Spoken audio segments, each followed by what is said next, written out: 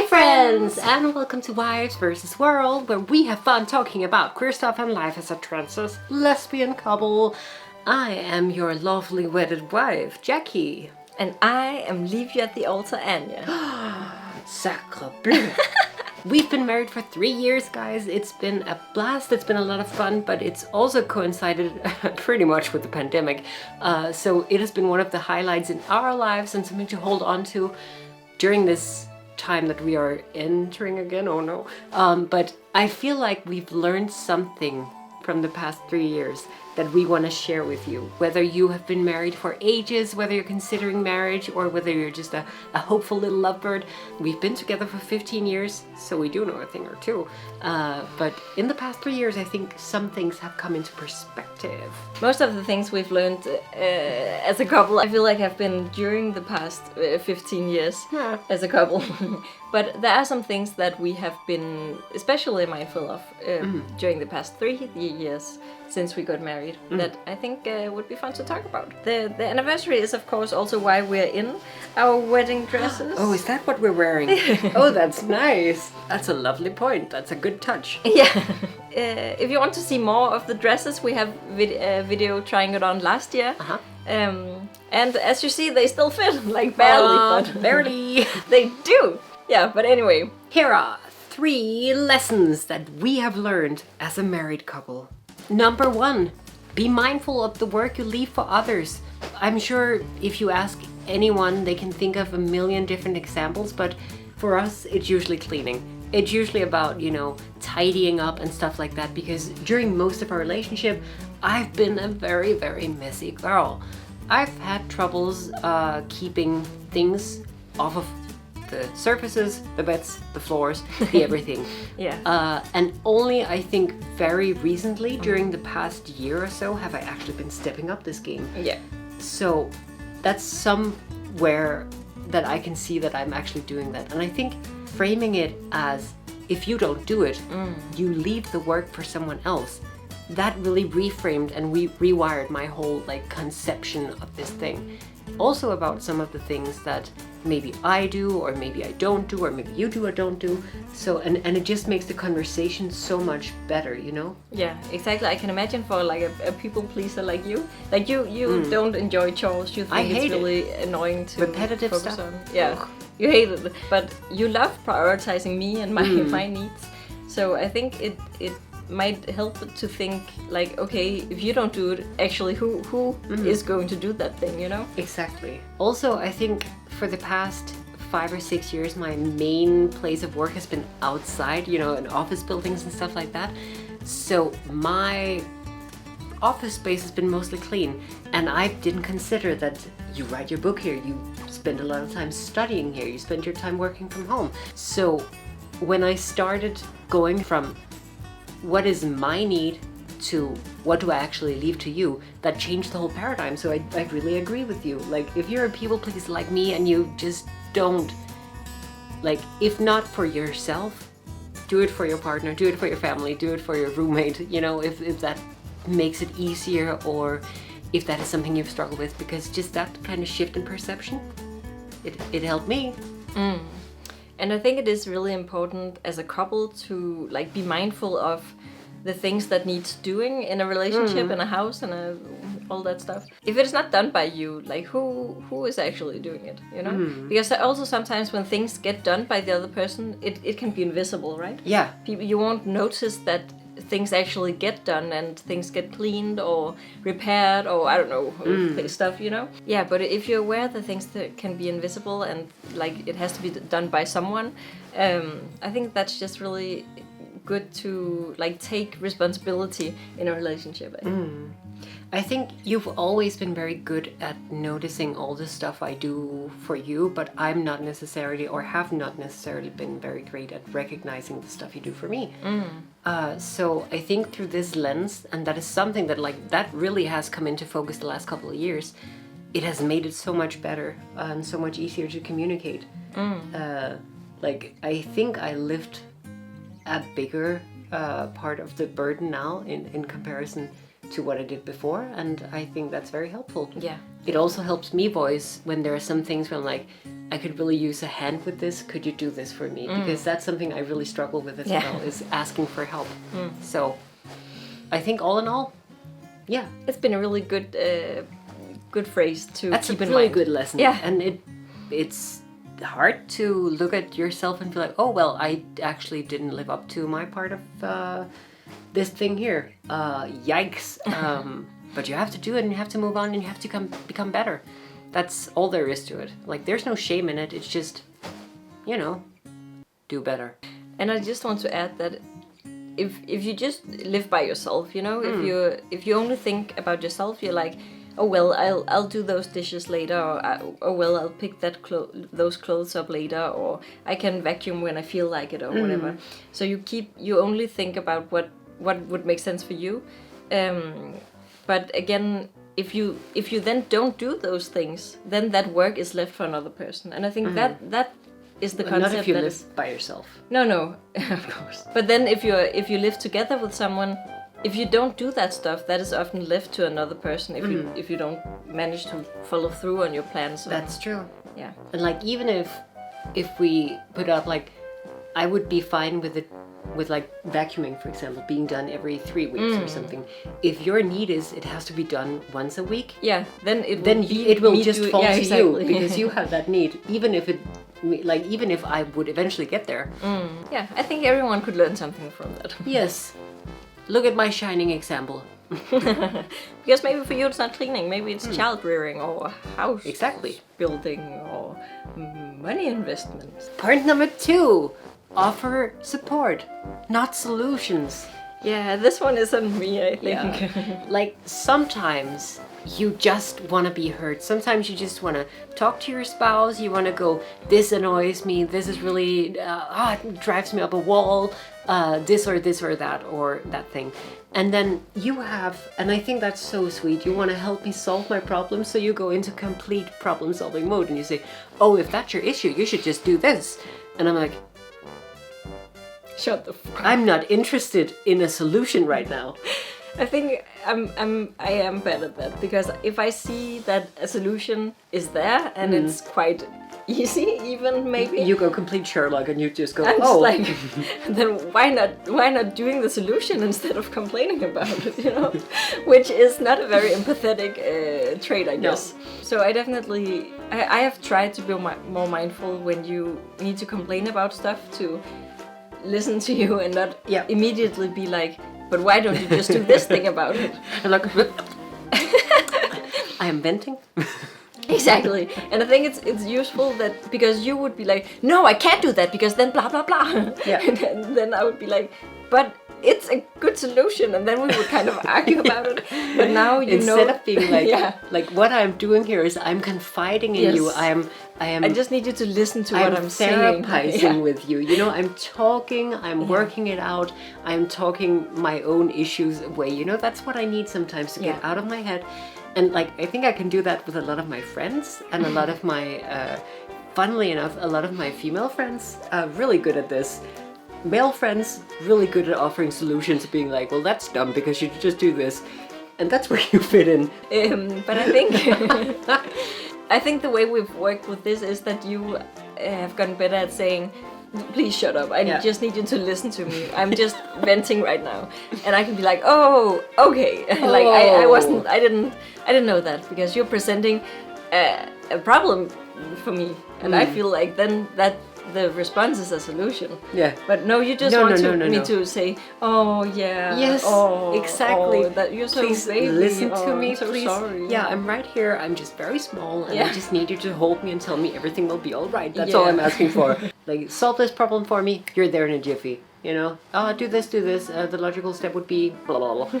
Like, the other way around. I just need you to tell me it's okay, and that's annoying, and let me work through it. That's what I need. Then everything's just better. Yeah. When I come to you, I usually need to be helped to find a solution to something that I can't think of myself. I usually don't complain as much about things that I know the solution to myself.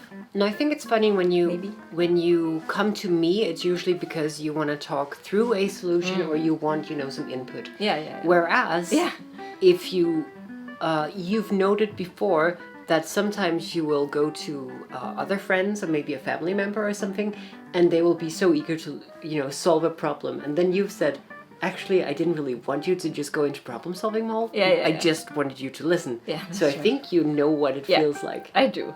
But for some reason that doesn't... It just comes easy to you to be like, oh, I'll solve your problem. Lesson number 3.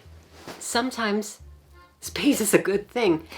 And in before, the distance is growing between us. We are not. No, we're still the happy married couple you see before you. We've still been together for 15 years. We've grown out together.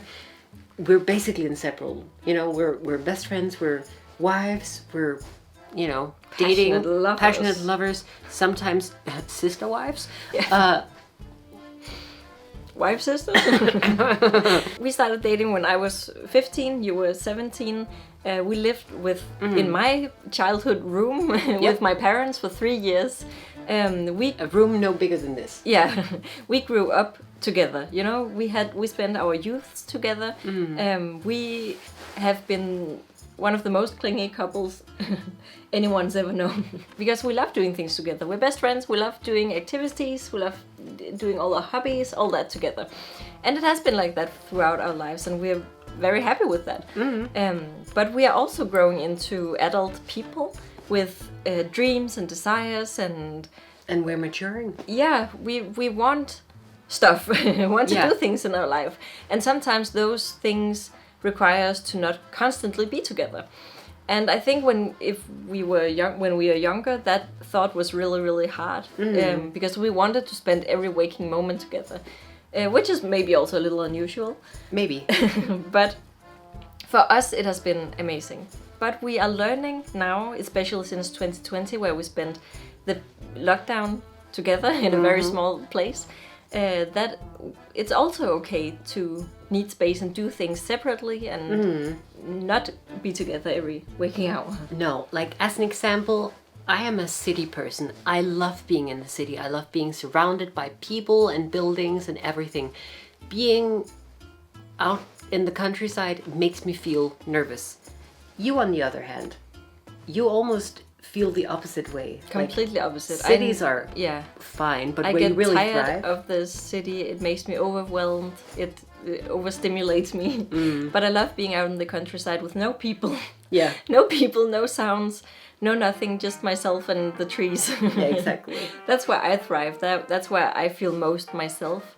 So we are actually very, like, in that way, we are kind of diametrically opposed. And it's something that we've been talking a lot about, what were we going to do, like, in terms of where do we live? Because ideally, we would want to live together as a couple. But for me, I could see myself living, in the city, in a smaller apartment, in a, higher up, or, in the center of Copenhagen. Not that we're ever going to be able to afford it.